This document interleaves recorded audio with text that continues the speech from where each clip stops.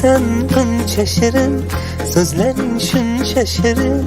Erkatoyim, yuzi hoyim, qizalog'im. Kulsang unda shirin, kulgingda bol yashirin. Qani jonim, mani jonim, qizalog'im. Hayotimda chirog'im, ko'zim nuri qarog'im. Yuragimda mador, yaxshiyam sen bor, qizalog'im. Ikki nurli yanog'im, so'zi shirin qaymog'im.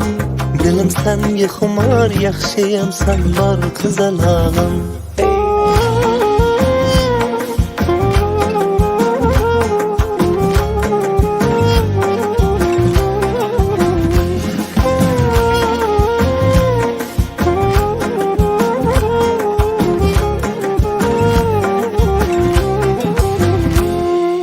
Benga yursang agar, baxtliman kulsang agar. So'zi bolim, gul jamolim, qizalog'im.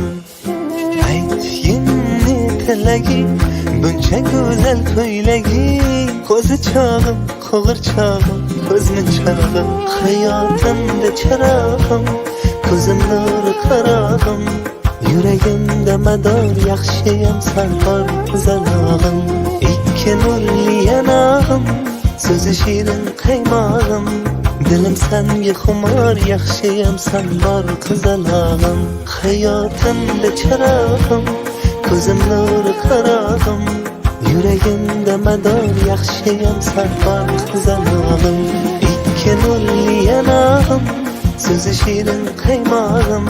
Dilim senga xumor, yaxshiyam sen bor, qizalog'im.